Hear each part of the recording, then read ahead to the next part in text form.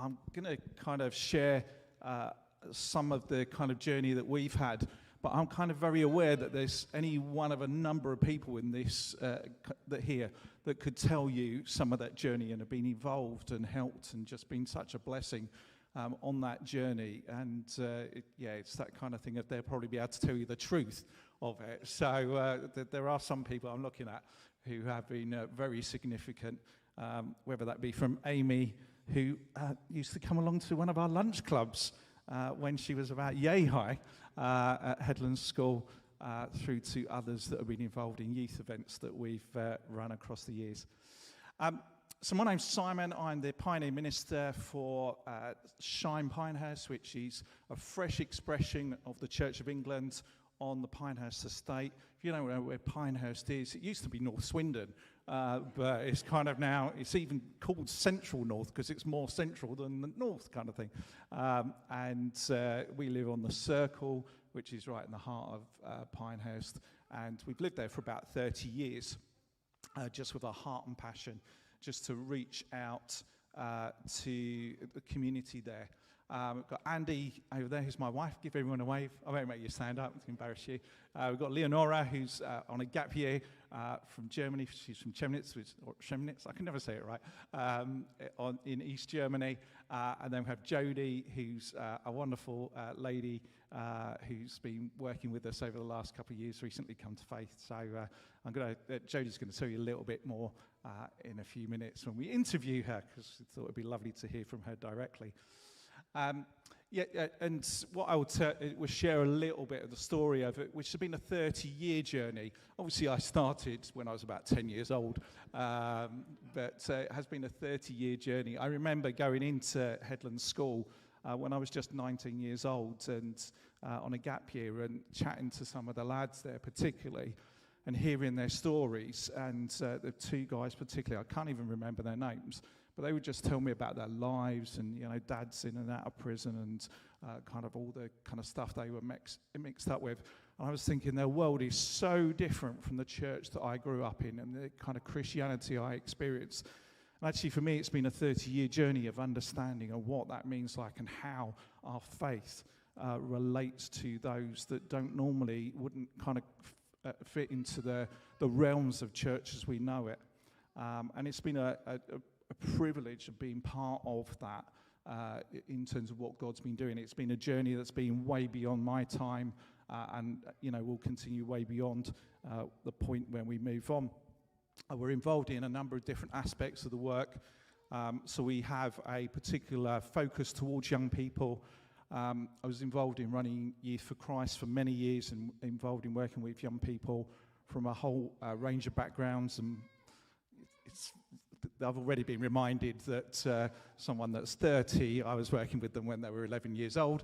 And there are many others here that I know when they were about yay high, making me feel very old. But actually, we were kind of doing a number of things, but particularly those that were on the edge or the kind of more marginal young people that we're working with. The question was constantly, how are these young people going to go to church as we know it? And many of the churches we're working with had a real kind of heart and passion to reach out to young people, but actually they weren't prepared to change. And it would be that, you know, these young people would never have sat still on a Sunday morning, wouldn't have coped with the kind of pressure or anxiety walking into an environment even like this, as informal as this is. And actually, how do we help transition between the kind of young people we're working with and church? And about 10 years ago, the Church of England gave us the privilege of just working with that and exploring and looking at what that might look like without a building, but working alongside particularly schools. So we work very closely with what was Headland School. It's now called Swindon Academy. It's now a cluster of schools, and we've just recently started some work in Nova Herriard School, developing some stuff there in partnership with some churches and exploring church on the Morden estate. But it's actually 2 secondary schools and 2 primary schools all joined together in a cluster. So we kind of do a lot of work any given day. We have a privilege of having an office space inside the school and just kind of do everything from the kind of lessons, assemblies, but also pastoral work, working with children that have been bereaved, working with young people that are just finding life so relentless because of everything that's going on at home. Lots of pastoral work and lots of just fun things working alongside young people. And then we have an aspect which is community work. Again, features very heavily with youth work because that's a really important thing in terms of making a difference. But then also just working with families. We have an expression of church called Messy Saturday. We found that Saturday afternoon between when football finishes and when Ant and Dec kind of go onto the telly, there is this little bit of a window where parents are kind of tearing their hair out because there's nothing to do. So we found that Saturday afternoon was the best time to run church. So we do our version of Messy Church. And boy, is it messy. So it kind of, there's quite a lot of different things that have kind of gone on across the years. We talk about kind of what we used to do pre-COVID and what we do now. And there is some kind of crossover, but even during COVID, there are a huge amount of new things we do. And actually, as a church, we gather fortnightly on a Sunday morning, but we haven't actually been inside a building for 2 years now, where we found that God actually called us to explore church being outside, so we didn't have to wear masks predominantly, and be able to kind of navigate that. So we have something called the Beach Hut, which is like a metal storage container on the heart of the circle. It's having a paint job at the moment to make it a little bit more pretty. We meet outside, which has overall been okay. It's been cold at times, hasn't it? It would be fair. We were just saying we've not done it in the snow yet. There's still a chance. But just again, trying to explore what church might look like, particularly in the heart of a community. And so Paul's just asked us to share a few things about what we do and also just about some of the things we've been learning. There was a book written by a guy called John Burke, an American pastor, called Mud and the Masterpiece. And he kind of gave this image of sometimes you hear about this kind of artwork that someone had kind of, because oil canvases are really expensive, they've kind of painted over the kind of painting that they had there originally, and slowly someone's kind of discovered that there's a painting underneath the painting that's actually more beautiful than the one on top. This idea of there actually being masterpieces, these kind of beautiful works of art. I have to confess that I'm probably the worst person to stand up here talking about art and artwork. If you saw my own personal drawing, I can even, my stick men are just dreadful, let alone anything else. And to be honest, I've never really got art. So if I was to go to an art gallery, I'd go, it's a painting, isn't it? And people, you kind of see people, they're going, oh yeah, can't you see the kind of textures and the brush strokes and everything they put in there? And you're kind of going, it's a painting, isn't it? And I miss out on that, and I didn't kind of really get art, and I still struggle a bit. I remember going to the Tate Gallery one day, kind of thinking I'm going to force myself to learn what art's all about. And there was this picture on the wall, and it was just a blue picture. And I was thinking, flipping heck, I can do that. I can do a blue painting. It was called a monochrome. It literally was one colour. It was written, kind of painted by a guy called Yves Klein, and it was called IKB 79, and he did a few of these that were just blue, and I was staring at it, looking, thinking, goodness me. I read a little bit about it and realized it said it's worth $4 million, and it's just blue, and I'm thinking, oh my word, what's all this about? And then I read a little bit more, and I was just standing there and looking at it. And then I just found God speak to me in front of this blue picture. This is literally, it's only about that big. And just felt God go, actually, in the story, the man spent ages just finding the right colour of blue, an ultramarine blue. He spent forever and just kind of spent all that time looking at it. And then I just felt God say to me, actually, you know, I've spent ages just looking at you, and I designed you and made you and chose you just to be right. There's something about that perception of just that one colour, that one tone. Those of you that might be involved in graphic design, you know how many different variations or how many hex colours there are in terms of particular colours. And actually this one was chosen as perfect. And again, there's something about the masterpiece that God has created in us that he goes, you are just right. You are just right. And yet, John Burke suggests that even with these masterpieces that we are, that sadly there's mud. There's mud, there's things that we kind of perceive are either wrong with ourselves or wrong with others. That sometimes we can look at people either because of the things they're doing wrong or even the way that they live or their lifestyle or their past get in the way of their beauty. That actually there is mud in front of the masterpiece. Even in our own community, Pinehurst, there was a book that was written about it called The Tarnished Jewel, where it said actually it used to be like the really nice housing because it had an indoor toilet and an airing cupboard. Woohoo! It was the prime housing, but then over the years, because of deprivation and neglect, actually it became the tarnished jewel. It used to be something beauty, but now isn't. It was a masterpiece, but now there's mud. And those of us that kind of often live in communities like this are aware that actually there is a perception, even if you go to estate agents now, they will still, even after all these years, say, don't move into anywhere beginning with P. So whether that be Pinehurst, Penhill or Parks, you don't move into there, you don't want to do that. I don't know how Peatmore doesn't fit in it, and the Prinnells and things like that, but actually there is often a perception where people can look down on people because of even where they live. Often no one has any choice about where you're born and where you're brought up, but actually there is that kind of thing. And that could be a perception in terms of wider society, how we judge each other. And I was working, one aspect of our work is working with young carers. These are young people, children, that sometimes I think up at 3 o'clock in the morning to give medication to family members. They have to put up with so much extra responsibility, and yet they have the same expectations in terms of academic achievement at school. And I was doing some work with them a few weeks back, and they were kind of helping out with something, and they were just so embarrassed and kind of that. I said, what's going on? And they were all saying, we just feel so judged by others. They were just kept on using this word judged. And it was just kind of going, they're just doing that.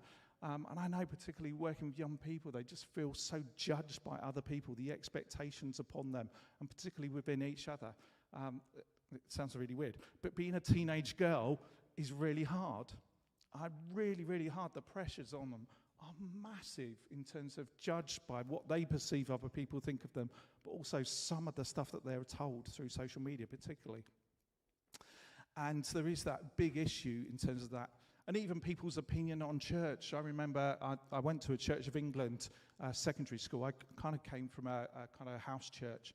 And I remember I was kind of trained that actually the Church of England was the old fuddy-duddy, you know, it was the traditional church. Have nothing to do with it. They didn't have right theology, you know, it was old and stuffy. Why would you want to go to the Church of England? And I kind of was really brought up with that mindset of looking down on those people that went to the old traditional church. And yet now, on any given Sunday, I have the privilege of working with churches like St. Peter's in Penhill, which is a high Anglo-Catholic church with smells and bells, and I'd be dressed in my kind of full alb and chasuble with a big coloured thing. And actually what I found is that, you know, I used to look down on these churches and judge them for certain things, but actually, you know, there's something about the beauty that still remains within these guys. These are people that are passionate about serving their community, their massive heart for Jesus and for the lost. And we think that, yeah, there are some kind of theological differences, but probably far less than we actually realize. And God is there and his Spirit moves. We can judge other churches and we can focus on the mud. And John Burke says that sometimes Christians have more in common with the Pharisees than we have with Jesus. More in common with the Pharisees, those religious leaders that were judging people and telling people they had to do things a certain way. To focus on the blemish, the errors, the mistakes, that people are people to be fixed. We look down on the poor and we must fix them and help them out. And sometimes that comes from a really good place and a good, generous heart.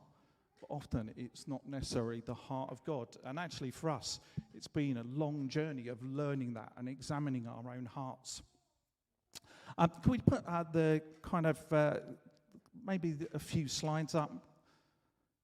Not having the, I feel like Professor Chris kind of do that. So there's a bit of an artwork. Do you want to put the next one up? This, I don't know if you've seen this. This is a painting from Bora in Spain. It's called the Ecce Homo. My Spanish isn't great, or Latin isn't great.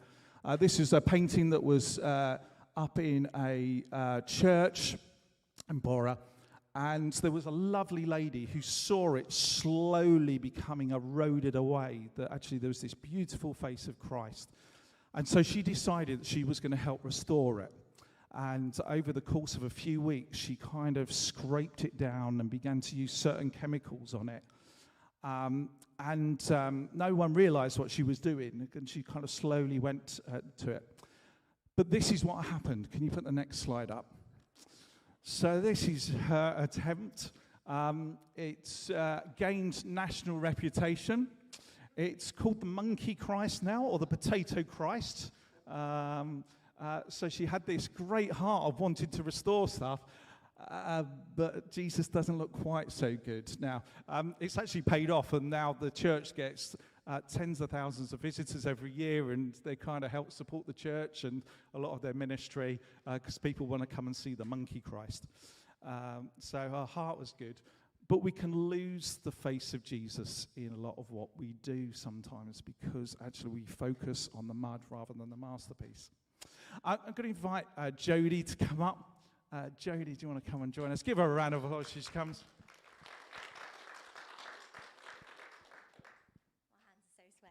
Thank you. Hi. Jodie is one of the fantastic young women that I had the privilege of working with when she was a lot younger. First off, I don't think she really remembers me in school. Actually, I don't. You don't. She was only there for the last kind of year and a bit, wasn't it? Kind of thing. So, but you knew Amy, kind of thing. So I moved to Swindon quite late. Yeah. So. We've just had this thing of, it's just been privileged to, particularly in the last couple of years, to get to really know Jodie. And Jodie got involved with doing Alpha when we worked with Patton Church for that. So some of you have known Jodie's journey a bit. I know you are feeling a bit nervous, so I'm just going to ask you a few quick questions. Favourite colour? Pink, obviously. Obviously.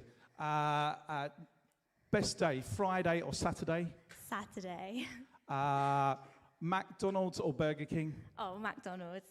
Are there more wheels or more doors in the world?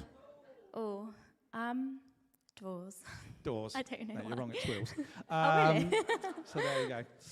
How did you first get involved in Shine? So I think it was a couple of years ago, and it was the summer holidays, and I was at home with my 3 children. I have twins. They're a little bit older, and then I have, at the time he was a baby, but he's now 2.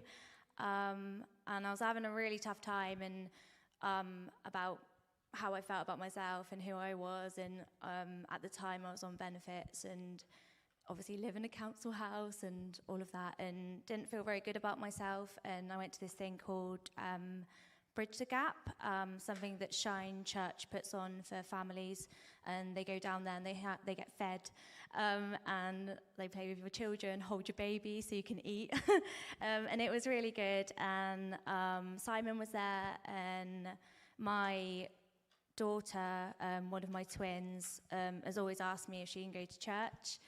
And I never wanted to,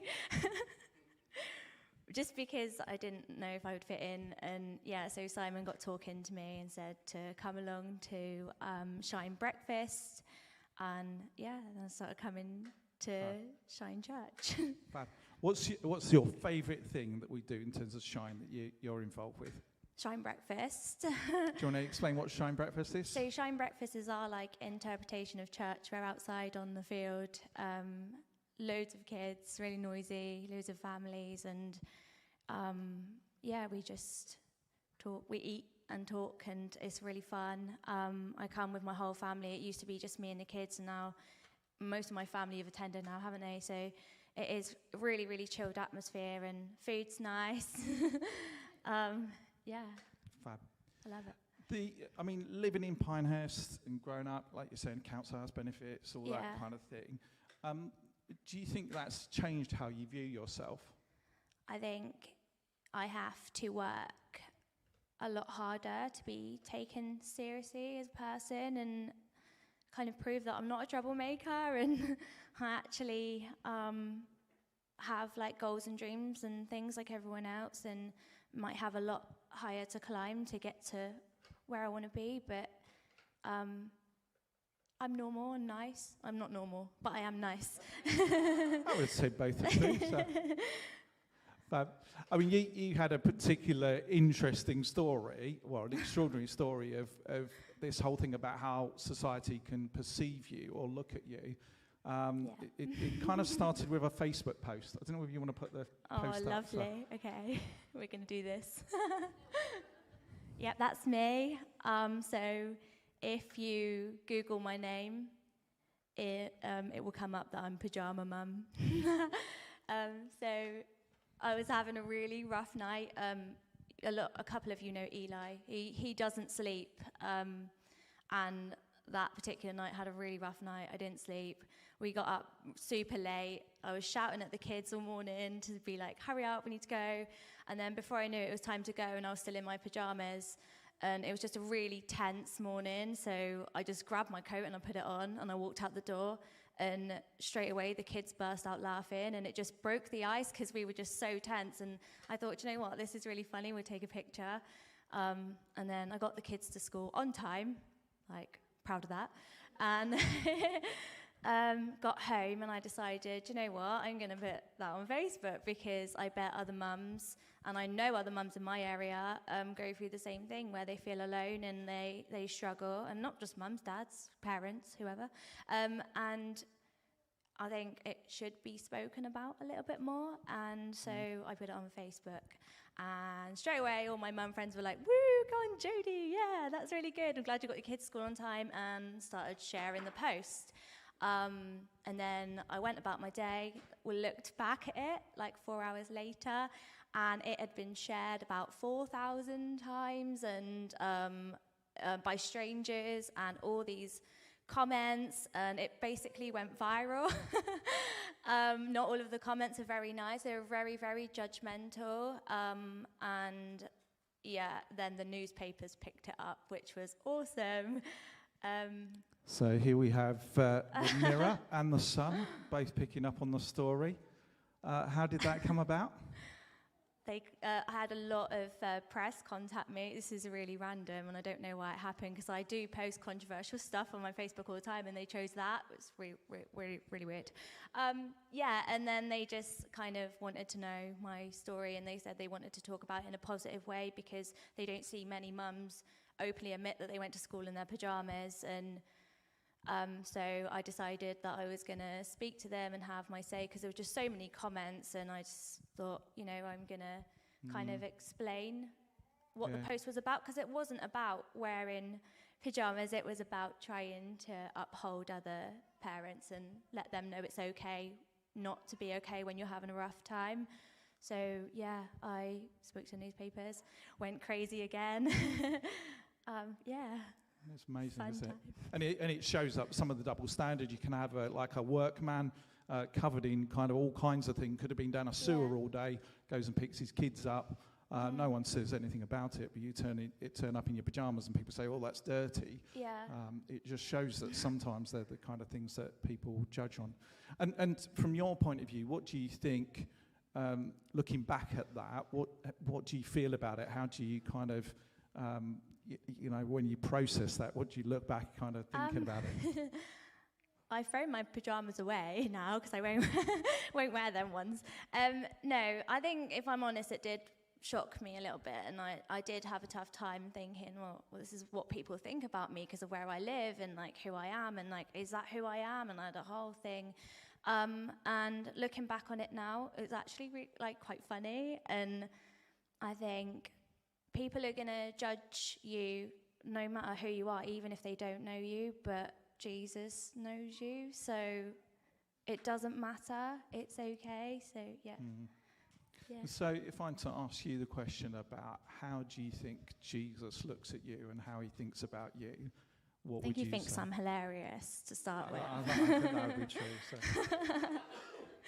No, I think he's proud of me because I'm a new Christian and I throw myself into it and I love my faith and I do all sorts of crazy things and I walk into random churches where I don't fit in and I try and fit in and I try and learn as much as I can. I do live my faith now and it's really good for me as a person with low self-esteem. It's given me strength to be myself and given me direction. So amazing. Yeah. Thank you so much. Let's give her a round of applause.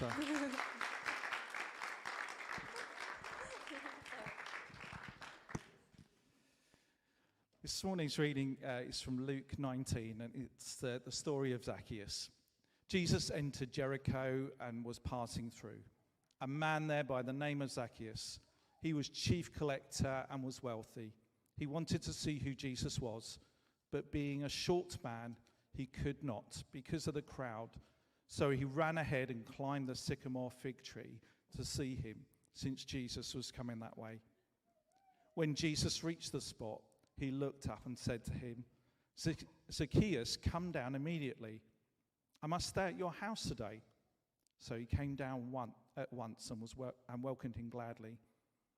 All the people saw this and began to mutter, he's gone to be the guest of a sinner.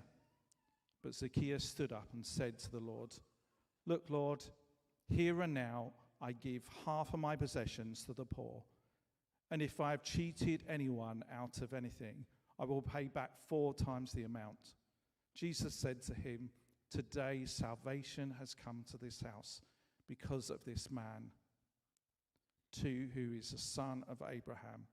For the Son of Man came to seek and to save what was lost. Zacchaeus is one of those stories that we often learn in Sunday school, but never actually kind of really talk about as adults. Probably similar to the woman at the well.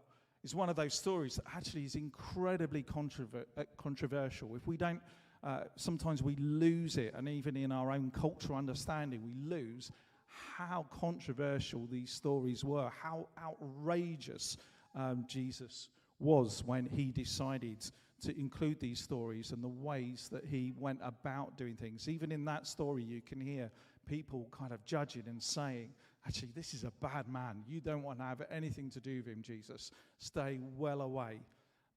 And actually, as Jodie said, there is this kind of thing that actually we judge who's worthy of certain things. We found that sometimes with our own ministry and the things that we've done. Sometimes there are people you just kind of go, I'm not sure whether they, how it all fits in. And we've been told by even our own community saying, don't have them along because, they're bad. You don't want to have anything to do with them. And some of the things that people that we've had the privilege of working with would actually just be seen as completely outrageous.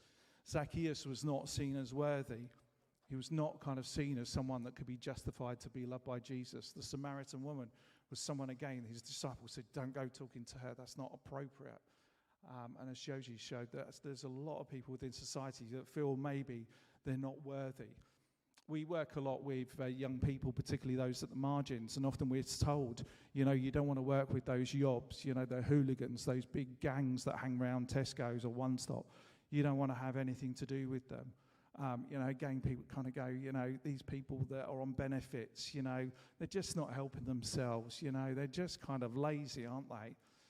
And all of these kinds of things come from a place of judgment. All of these things come from a place of looking down on someone. For us, actually, as we've worked with those young people, particularly those that work within gangs, that have been involved in drug dealing, all those kinds of things, it's only as we've begun to sit with them and listen to them and talk to them and have time with them that we've begun to hear their stories and learn about what has shaped them. Actually, a lot of young people that are involved in gangs are really lonely. You know, they feel kind of they've got no friends. They really struggle. A lot of them are looking for just somewhere they can belong to. I've been involved in doing permanent exclusion panels at a lot of schools, and so much across the year you can see the marking point where a young person changed was where dad left or dad died, and no one helped them or supported them at that moment. And that shaped who they were. And there are so many stories I can tell you about people that actually on the face of it are seen as you don't want to have anything to do with them. But the more you spend time with them, that actually you can see the difference that it makes. And you can look at people in pity, or you can look at people in compassion. And I think that's the difference that Jesus did. He kind of changed it. He was kind of saw people, not seeing them as the mud and the things that are wrong, but saw them as the masterpiece. It had them at that kind of thing of the understanding and compassion was there. And for us, that's been something about living on the estate and learning. We still know that there is so much in our hearts where we can often do things for people or to people. But actually, increasingly, it's rather than looking at people as poor to be fixed, but actually to be people to journey together and not necessarily worry about fixing them, but actually together learning about the masterpiece that we see in Jesus. Burke suggests that actually the reason why more people don't become Christians is because they think that Christians look down on them. They see the judgment in people's eyes. And for us, we can empathize with that. We can say sometimes that is true, that we feel that. And actually, a lot of it has been asking God to change our lives. Could you just put the Banksy photo up for us? I don't know if you've seen this before. This is a Banksy artwork that was being auctioned at Sotheby's. It'd just been sold for £1 million, and then suddenly the picture started to go down and got shredded. So the bottom half has been shredded, and it is the painting is called "Love in the Bin," and it's been a big challenge for us. Is actually looking at our heart, because sometimes we try and say that we want to be kind to people and find the masterpiece, but sometimes we put Jesus' love in the bin because of the way that we focus on the wrong things in people's lives or the communities that we're around. We look down on people because of where they've come from or what their past is. And actually, God sees us as a living work of art. And I, Paul, really loves the repair shop. Yeah, so I don't know, it's one of Paul's favourite TV things. And there is something about that as a TV program, maybe something about us being more about restoring, that we are being restored and helping others be restored to that picture, that beauty of the masterpiece, to look beyond the mud and to look at the beauty that God has created. It's a long process. It takes time. Many of those that we've worked with, particularly young people, actually spend so much of their time throwing mud on themselves, doing things that try and push us away because they are scared that we might see beyond that and see something. And we won't see a masterpiece, we'll see a kids' crayon rubbish artwork. But actually, we are determined to carry on, to look beyond the mud and to look at the beauty that God has created in them. And that is relentless, and sometimes the mud comes on us and it can feel really messy, but actually there's that determination to see people with the eyes and the lenses that Jesus sees them. And so God wants our lives to not only reflect his work of art in us, but for us to be a paintbrush in the hand of God to restore others. Our name comes from being the opposite of the tarnished jewel that we talked about. One of our guys said, Shine's about helping people and places sparkle. And I love that in some way. Actually, that's our heart on church, is that actually we're about trying to help people sparkle. Ourselves, inheriting that God has made in us, the kind of thing, that journey of not judging ourselves and allowing us to move beyond the things that hold us back. You know, this is not saying that sin isn't important and that, you know, there's all that really important thing to flee from those kinds of sinful parts of our lives, but actually know that we're created, but also to find that sparkle in other people and to help God shine it up in those people's lives. Jesus, he sees the masterpiece. He sees the masterpiece in us, but calls us to see the masterpiece in others, not the mud. Amen.